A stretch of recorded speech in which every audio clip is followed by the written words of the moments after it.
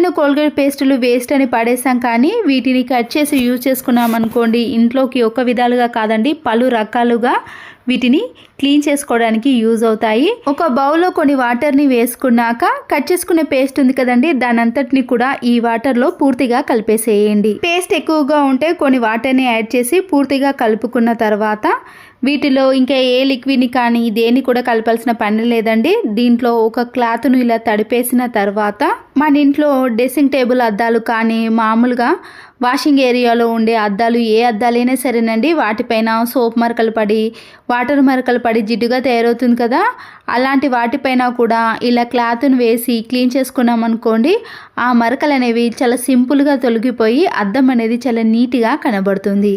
అద్దాన్నే కాకుండా ఈ క్లాత్ పైన కోల్గేట్ వాటర్ని కొద్దిగా వేసి ట్యాప్స్ ఉంది కదండి, ఆ ట్యాప్ని కూడా క్లీన్ చేసుకున్నాను.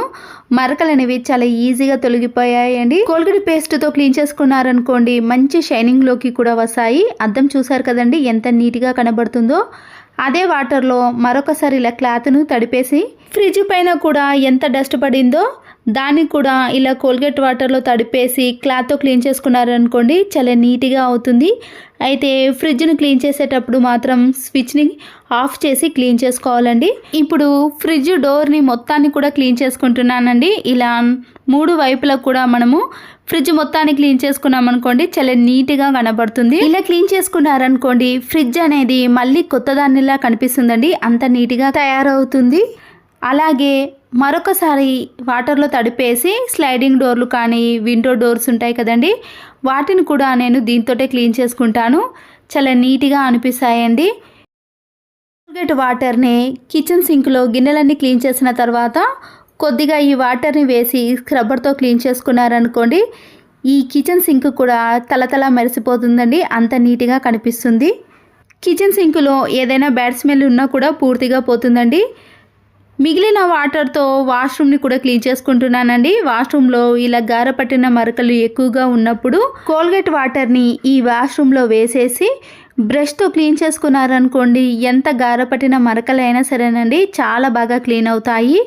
ఒకవేళ మీకు వాష్రూమ్ అనేది ఇంకా గారపట్టిన మరకలు ఎక్కువగా ఉంటే వాషింగ్ మిషన్లో వేసే లిక్విడ్ ఉంటుంది కదండి, దాన్ని కూడా కలిపేసి క్లీన్ చేసుకోండి. వాష్రూమ్ అనేది మళ్ళీ కొత్త దానిలా కనిపిస్తుంది. చూడండి ఎంత నీట్గా కనిపిస్తుందో. గారపట్టిన మరకలు అనేవి పూర్తిగా తొలగిపోయాయి కదా. క్లీనింగ్ ప్రాసెస్లో బేకింగ్ సోడా కానీ కోల్గేట్ పేస్ట్ అనేది చాలా బాగా యూజ్ అవుతుందండి. ఇలా పడేసే కోల్గేట్ పేస్ట్తో కూడా ఇంట్లో ఎన్నో రకాలుగా క్లీన్ చేసుకోవచ్చండి. నేను వాష్ బేసిన్ని కూడా నీట్గా క్లీన్ చేసుకున్నాను. చూసారు కదండి ఎంత నీట్గా కనబడుతుందో.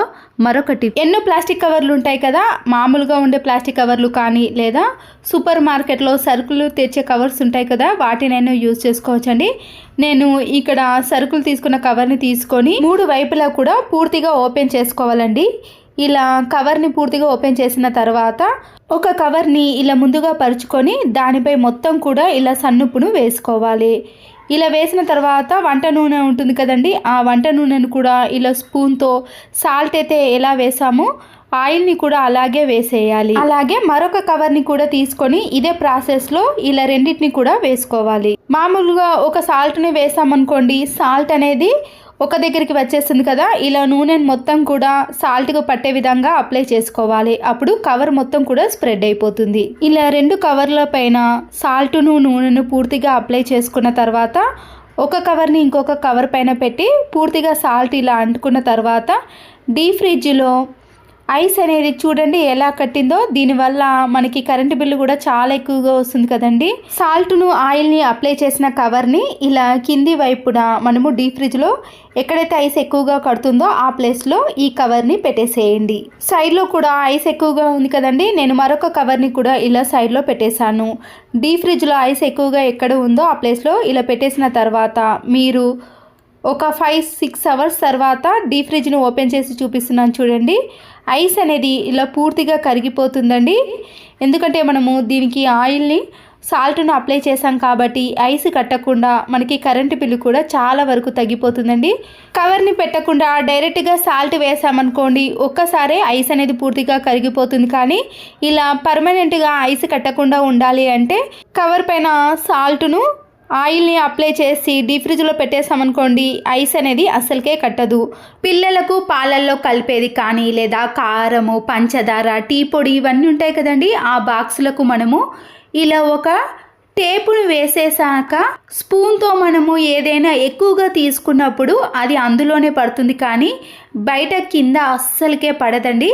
దీనివల్ల మనకి క్లీన్ చేసే పని అనేది తగ్గిపోవటమే కాకుండా ఇలా ఇంట్లో ఉండే వస్తువులను కూడా మనము ఆదా చేసుకోవచ్చు. వాష్రూమ్లో ఉండే టైల్స్ అనేవి ఇలా గ్యాప్లలో మురికి అనేది ఎక్కువగా పడుతుందండి. క్లీన్ చేసిన తర్వాత కూడా మురికి ఆ గ్యాప్లలో ఉండిపోతుంది కదా. ఇలా క్యాండిల్ని తీసుకొని ఆ గ్యాప్లలో మనము ఇలా అప్లై చేసామనుకోండి, ఈ క్యాండిల్ వల్ల దాంట్లో మురికి పట్టకుండా ఉంటుంది. వాటర్ కానీ సోప్ మరకలు ఎవ్వి పడ్డా కూడా అవి కిందికి జారిపోతాయి కాబట్టి మురికి అనేది అస్సలకే పట్టదు. మనం క్లీన్ చేసినప్పుడు కూడా చాలా సులువుగా క్లీన్ చేసుకోవచ్చు. ఈ టిప్ నచ్చితే మాత్రం ఒక్క లైక్ ఇవ్వడం మాత్రం మర్చిపోకండి. ప్రెషర్ కుక్కర్ ఒక్కొక్కసారి విజిల్ సరిగా రానప్పుడు మనము ఇలా నిడిల్ సహాయంతో ఈ చిన్న హోల్స్లో ఇలా గ్యాప్లో మనము ఈ నిడిల్తో క్లీన్ చేసుకున్నాం అనుకోండి, దాంట్లో ఉండే డస్ట్ కానీ మనము ఉడికించుకునేవి ఏవైనా అందులో ఇరికిపోయినప్పుడు అవి ఇలా క్లీన్ అవుతాయి. వీటిని ప్రతిరోజు కాకపోయినా 1 వీక్ ఒకసారి లేదా 15 డేస్కి ఒకసారి అయినా క్లీన్ చేసుకోండి. దీనివల్ల ప్రెషర్ కుక్కర్ అనేది ఎలాంటి ప్రాబ్లం రాకుండా ఉంటుంది. సరుకులు తీసుకున్నప్పుడు ఇలాంటి పెద్ద పెద్ద క్యారీ బ్యాగ్స్ వస్తాయి కదండి, మనం వీటిని వేస్ట్ అని పడేసాం, కానీ ఇలా వీడియోలో చూపించిన మాదిరిగా కవర్ పైన కొద్దిగా మల్చుకొని రౌండ్ షేప్లో కానీ లేదా డబ్బా షేప్లో మనకు నచ్చిన విధంగా కట్ చేసుకోవాలి. ఈ క్యారీ బ్యాగ్లో 5 kg వరకు ఏవైనా పెట్టుకోవచ్చు కాబట్టి మనము ఎక్కడికైనా బయటకి వెళ్ళినప్పుడు కూరగాయలకి కానీ సరుకులకు కానీ ఇంట్లో వాటికి యూజ్ చేసుకోవచ్చు. టెంపుల్కి కానీ మనం ఇంట్లో ఇలా కొబ్బరికాయ కొట్టినప్పుడు బయట అలాగే పెట్టేసామనుకోండి, బూజు కానీ కలర్ అనేది చేంజ్ అయిపోతుంది. కొద్దిగా పారాషూట్ కొబ్బరి నూనెను ఈ కొబ్బరి చిప్పల లోపట కానీ బయట అప్లై చేసామనుకోండి, త్వరగా బూజు పట్టకుండా కలర్ అనేది మారకుండా ఎన్ని రోజులైనా ఫ్రిడ్జ్లో పెట్టుకున్నాం అనుకోండి ఫ్రెష్గా ఉంటుంది. కొత్త సంవత్సరం వచ్చేసింది కదండి, మనము ఇలాంటి పాత క్యాలెండర్ని పడేస్తాం, కానీ వీటిని కూడా ఎలా యూజ్ చేసుకోవాలంటే నేను ఇలా ముందుగానే సీజర్తో కట్ చేసుకున్న దాంట్లో పేపర్స్ ఉంటాయండి, వాటిని పూర్తిగా కట్ చేయకుండా ఇలా బయట వరకు మాత్రమే కట్ చేయండి. ఇప్పుడు ఈ స్టీల్ దాన్ని నేను ఇలా మిడిల్లోకి కట్ చేసుకున్నాక ఈ రెండిట్లో మనకు నచ్చిన విధంగా మలుచుకోవచ్చండి. దీనివల్ల మనము హోల్స్ చేయకుండానే మేకుగా తయారు చేసుకోవచ్చు. మనకి నచ్చినవి వేసుకోవడానికి చాలా కంఫర్ట్గా ఉంటుంది. వాష్రూమ్ టైల్స్ పైన హోల్స్ అనేవి అంత ఈజీగా చేయలేం కదండి. ఇలా మనము క్యాలెండర్ని కట్ చేసిన మేకుకు మనము ఇలా షాంపూ ప్యాకెట్లని కానీ ఏదైనా బాటిల్స్కి హోల్స్ ఉన్నాయనుకోండి, ఇలా పెట్టేసుకోవడానికి చాలా వీలుగా ఉంటుంది. ఏదైనా ఒక బౌల్లోకి కొన్ని వాటర్ని వేసిన తర్వాత వాషింగ్ మిషన్లో వేసే కంఫర్ట్ ఉంటుంది కదండి, మంచి సువాసన వచ్చేది ఏదైనా వేసుకోవచ్చండి. నేనైతే ఇక్కడ కంఫర్ట్ని వేస్తున్నాను. దానితో పాటు కర్పూర బిళ్ళలను కూడా వేసి ఇలా వాటర్ అంతా షేక్ చేసిన తర్వాత మనము ఇలా స్ప్రే బాటిల్లోకి వేసుకోవాలి. మనం వేసిన కంఫర్ట్ అనేది పూర్తిగా కరిగిన తర్వాత మన ఇంట్లో బెడ్రూమ్లో కానీ హాల్లో కానీ ఇలాంటి కర్టెన్స్ ఉంటాయి కదండి, డోర్ కర్టెన్స్ కానీ లేదా విండో కర్టెన్స్కి మనము ఇలా స్ప్రే చేసామనుకోండి, ఆ రూమ్ అంతా కూడా 24 hours అనేది మంచి సువాసన అనేది వస్తుంది. దీంతో మీరు ఇలా విండోస్కి కూడా స్ప్రే చేసుకోవచ్చు.